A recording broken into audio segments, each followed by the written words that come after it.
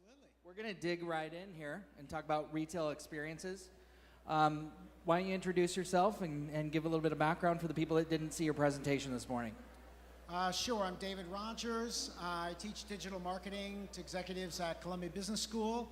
And I gave a talk this morning, for those who weren't here, looking at results of a brand new research study observing the behaviors of what we call mobile-assisted shoppers. A lot of concern among retailers these days who I work with about the phenomenon of showrooming, right? The idea that you're in the store and you decide to buy the product online instead, and our mobile devices making that even more of a problem. So we tried to get a little past the sort of knee-jerk fear and get a broader picture of how people are using their mobile devices in the aisles of retail spaces. We found a real diversity of behaviors, different behavioral segments. Some people are not showrooming at all. They're just gathering information, looking to learn more about the brands. Others are very focused on getting the best deal no matter what, and you may lose their business without a discount. And a lot of people are sort of on the fence, which really points to this idea which we discussed about an omnichannel strategy. So how do you, as a brand or as a retailer, make that connection with a customer, whether it's purchasing in the store, purchasing online. There are brands now where you can connect with them online and pick it up in the store, be in the store and decide, you know what, I want to have it delivered here, but they still keep the sale. So really integrating, on this theme of integration, these various touch points with a customer, whether you're the retailer or the brand or both. Hold on, before we go, I just wanted to say, how many people here are listening? Raise your hand. Now I can see a lot of hands in the front. How many in the back, in the far back? Raise your hand if you're listening. All right, now keep your hands raised the entire time we're speaking because we're talking. Okay, you're up. Cool, hi everyone. Jay Curley from Ben & Jerry's, came down from Vermont this morning. I lead the consumer marketing team in the US and the global digital marketing team. So a lot of you know Ben & Jerry's for things like Cherry Garcia, chocolate chip cookie dough, all that great stuff. And that's a very big part of what we do. But we actually have a three-part mission statement. It's around making the best ice cream in the world. It's also around giving a fair return to our shareholders.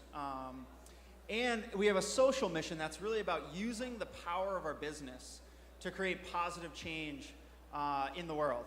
And so we have this business model that is still pretty unique. It's based on the idea of linked prosperity, that as the company does well, every community that we're in, the communities that we buy our ingredients from, the communities where we live and work, and the communities that we sell our products in, they're all going to thrive and prosper in an equal way that we do. So it looks at business very differently. Instead of a traditional supply chain where you want to look at every step and figure out how you're going to extract profit out, you actually want to think about how you're going to put value back in. And we apply that thinking to kind of all of our marketing and the way that we connect with our fans, and particularly into digital and social, where we're in a great position because we really try to do this every day, and our fans and people in general want to know more about what companies are doing. Great. Let's take just a quick moment. I wanted to see if you have, and this is great, Kari Anderson likes for me and has taught me to be very specific in my questions. So let's see if you can give him some very specific advice on how to have a much more engaged mobile experience. So we were talking about this, and it's been fascinating to hear some of the things Jay has been doing, and I'll let him share a couple examples. But they already have a lot of mobile connection with their online community on some of the channels like Instagram and Facebook. I would love to see if they could even build on that in the retail experience. Now, Ben & Jerry's, most of the retail sales happen through stores like a Walmart, et cetera. They also have their scoop shops. So they have those branded spaces as well. So this would probably be a two-part strategy. I would look to the retailers, like I mentioned Walmart earlier, as one that has a customized mobile web experience once you're in the store. So maybe brands like Ben & Jerry's could say, hey, we want to contribute to that, maybe provide some content, something interesting for those who care about our brand on your mobile, in-store mobile experience. But then also you think about the scoop shops, and this is something that they are already starting to do a bit, is how can that be a real catalyzing point for this idea of the link prosperity, of some of the mission-focused things that you do, so that folks know there's a reason why, yeah, as Jay said, you can spend $5 and get a whole pint in the supermarket, and just one block away is the store, you're gonna pay $5 and just get one scoop. But people go there anyway. And how do you build on that experience by connecting the brand directly to them through mobile? So speaking of creating experiences, tell me about an experience that was created. I may have mentioned I just wrote a blog on random acts of kindness. You are the perfect company for random acts of kindness. Are these the things that are you taking advantage of situations where socially you can really put yourself out there and humanize the experience? I mean, I think what we try to do is we don't think mobile first or desktop first or even retail store first. We think about our fans first. You know, how are we going to connect with them and how are we really going to love them? We have people that are fanatical about the brand, and that creates a really high bar. So how are we going to love them even more? And so we try to do that across however they're connecting with us.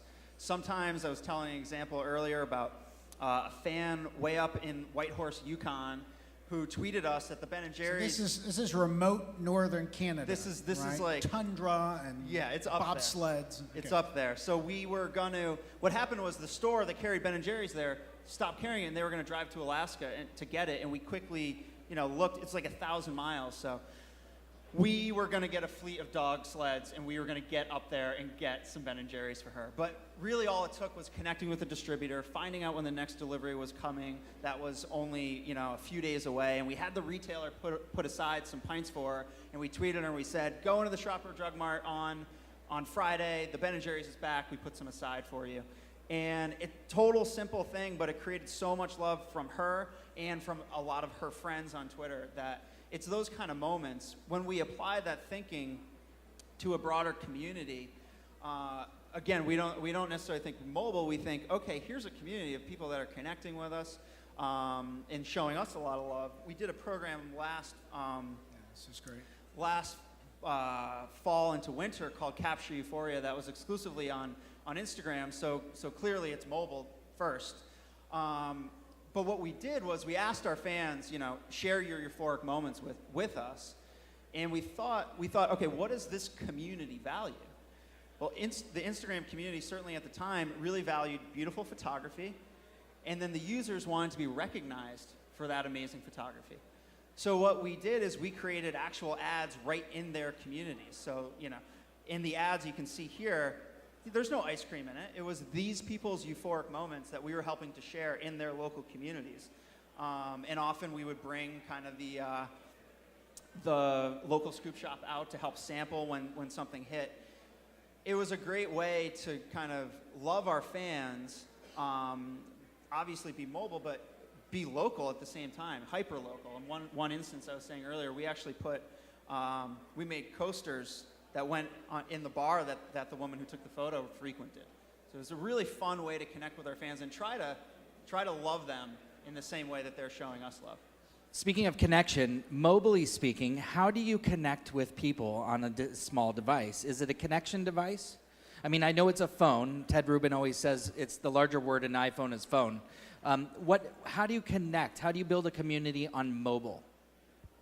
Well, it's all about the immediacy. So I think if it works, the device is really invisible. You stop even thinking about the device. It's that tweet you had with the woman in the Yukon. It's the photo that they're seeing, and that's what they remember is the photo. Very often consumers who grew up with mobile devices, they aren't really even aware. Sometimes conversations, if you survey them afterwards, whether they had the conversation in person, face-to-face, on a social network. So I really would think about as you said perfectly, think about the customer first and then let the mobile follow that. Let the channel follow that experience with the customer. We were just talking about sourcing, and you mentioned apps and increasing interest that people want to know about where products come from, supply chains and so forth. And I shared a great conversation I just had. I met a winery in Italy, at Montepulciano, where they are not only organic, I mean, they're totally the kind of brand you guys are. It's not just organic, they're actually creating wine with a zero carbon footprint. So now the challenge for them is they've done this incredible process. How do you tell that story? And they're actually creating things like QR codes on the bottle. You can scan and learn it, but they need to work with the restaurants so they connect the story with your experience if you're in a locavore kind of restaurant in New York. But the best part is if you connect with it, it's not just an ad, it's not just a blurb about the winery. It actually tells you, based on your location in this moment, how much carbon was spent getting that bottle of wine to you from Italy and what action you can take to offset that carbon footprint. So it's not really the device, it's the story, it's the brand, it's what the meaning is to the customer.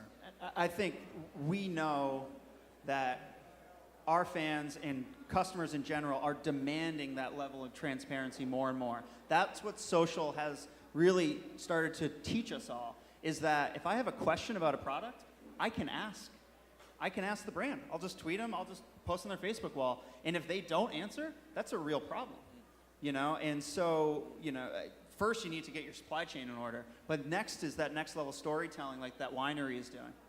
So listen first. Let me just take one question. I'm going to take one question from the audience, and everyone in the back, you guys can ask a question too. I'll run as far back as you are here. Who wants to ask one question here? We've got ice cream and mobile. I mean, there's got to be a question, right? Ice cream and mobile. Who has a question for me? Everybody jump at the same time. Go. Good to see you. Hi. You were talking a little bit about expanding on the in-store experience with mobile. I'm just curious about specifics about that because it seems like kind of a general idea that I think is really good, but I'm just curious about what are the kinds of things that can actually be done. So one of the examples, it's kind of simple, but that I've seen some brands I'm talking with who are mostly selling through distributors, they're literally saying, look, our product category, people tend to research it a lot, and we've noticed you don't have a lot of screens or computers in your store. You've got your PC in the back office. We want your service reps to actually be out there aiding this information seeking. Why don't you have a tablet out? We've created these experiences, because the brand can create an experience for the customer, but to get the customer to know about it, it's great if the retailers are aware of how they can use that as part of this, this selling conversation. So that's one concrete example. Great. Okay, one quick note. I just wanted to let everyone know that 10 years ago, I had a mobile and ice cream experience that I'll never forget. My wife was pregnant. I went to Safeway at 11 o'clock at night. I had to get the ice cream she wanted. I brought it home. It was the wrong ice cream. So she asked me, can you please go get the right ice cream? I would really appreciate it. I went back to Safeway, and I got the right ice cream by taking a picture of the ice cream and texting it back to her and confirmed it was the right ice cream. So I used my mobile device. Yes, one of the first mobile assisted shoppers right here, right? Brian Kramer. I'm telling you, and it worked because she confirmed it. And then I went in the line with two other guys that also had ice cream. It turns out, as the lady was asking us, we all three had pregnant wives. And so this happens at 11:30. Yeah, and here you go. Use case. As a use case for ice cream, I came home and unfortunately she was a little too tired to eat the ice cream, but that's all right. So thank you guys for being here. I really appreciate it, and we'll see you soon. Thanks, Brian. Thank you.